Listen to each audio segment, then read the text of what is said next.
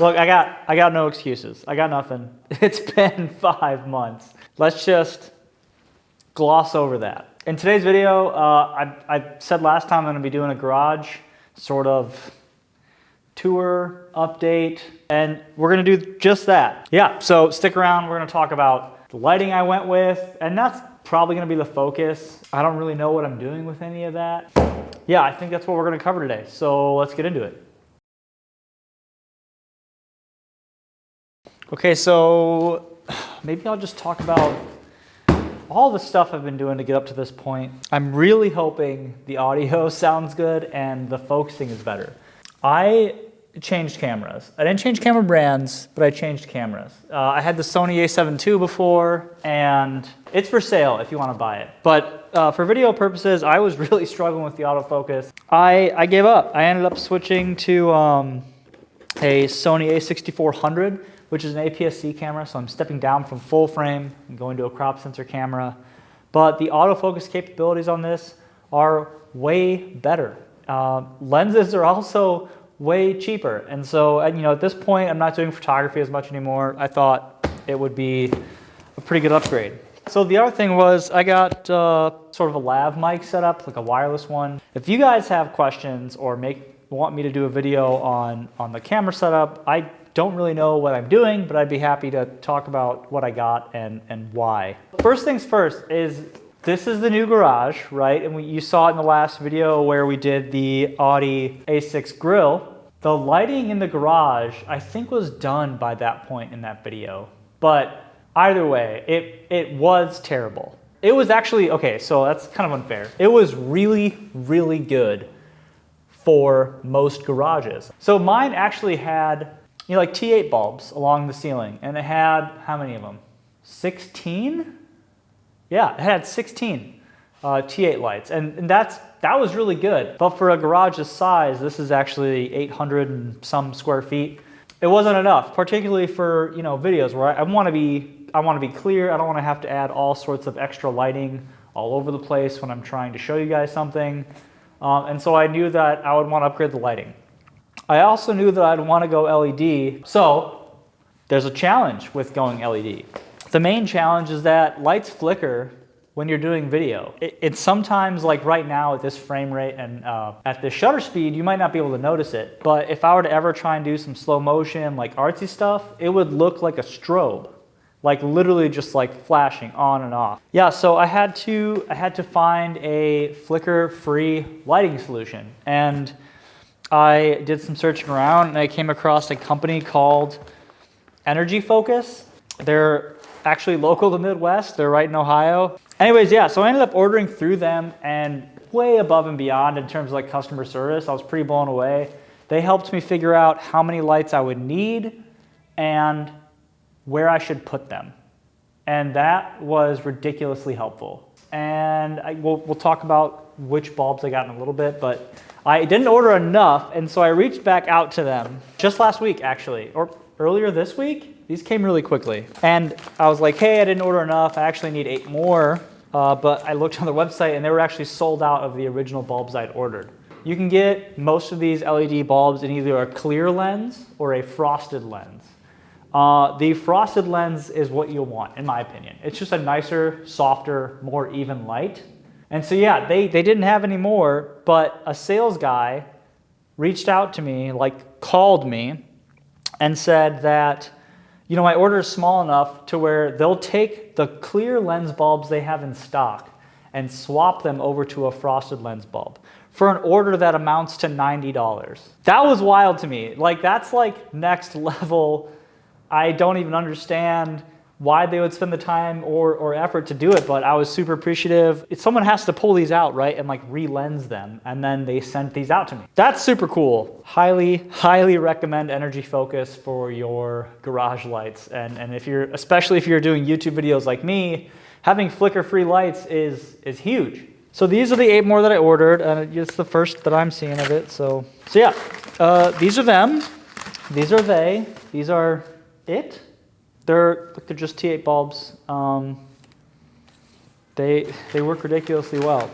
Put these over here somewhere. Now it makes sense to talk a little bit about the before and then the after, and then you'll see me throw these bulbs up in there, and it's gonna look great. Going back to what I was saying before, the garage had just not enough light for the size of the space. Also, it was the wrong color temperature. I ordered 5,000 K. So the color temperature I got is essentially daylight color temperature. And the flicker-free nature of these lights just, for video purposes, it's great, but it also doesn't really look like an LED light. Like some LED lights are really, really harsh, and there's just something that's kind of not right about them. And I didn't really see that with these. It looks like a nice, soft, more, not natural, but more incandescent sort of look where it's a constant light instead of it flickering at 60 hertz or whatever, you know, the phase of the power coming in. So I'm gonna overlay, I think, some before shots and go through just the process, right? I'm not gonna explain to you how to wire these because, you know, I don't wanna be liable for any of that crazy stuff. I don't feel confident enough telling you how to do it, so that should tell you all you need to know, right? Like, reach out to somebody that knows what's going on.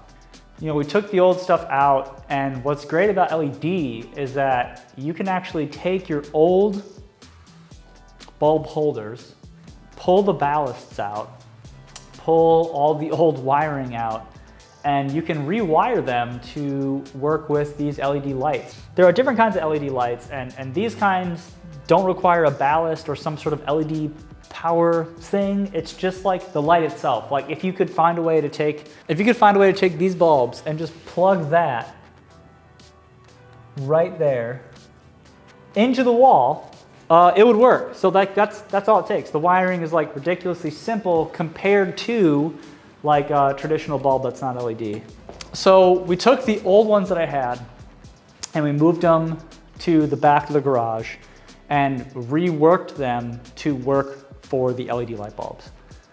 The next thing he did was I also ordered from Energy Focus the bulb holders, just the ones that are for 2 T8 bulbs, and we wired those in.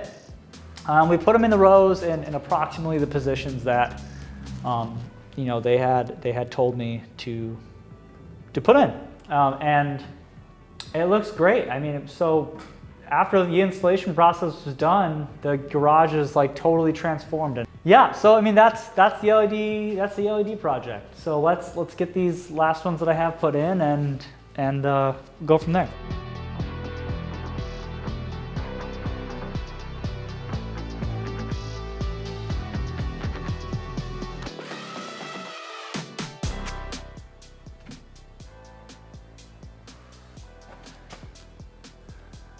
Oh, what?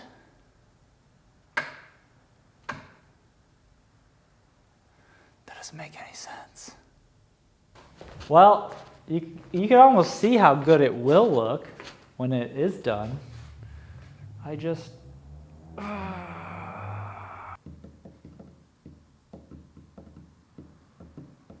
now it's gonna bother me. Screw it, pull one apart. It's fine.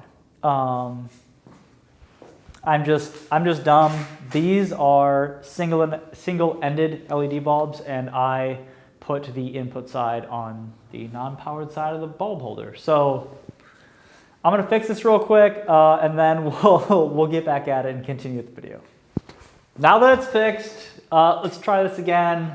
This time I have a good feeling it'll work. Single. Okay, here we go.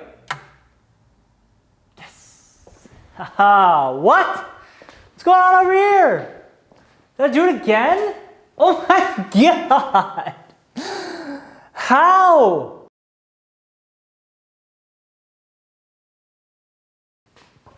Yeah, so that's, I mean, one, that's all the time I have for today, but two, I hope you guys like this new sort of format or style. I recently reinvested into the equipment I was using. I know the autofocus is way better. I've been super pleased with it. This is the first time I'm using this camera and this microphone setup. I have yet to review this footage, so hopefully the audio coming out of this microphone setup is good. But yeah, so that's all for today, you guys. Thanks for sticking around. Thanks for coming out and hanging out. and listening to all these garage updates. Oh! Before I go, I sold the R32.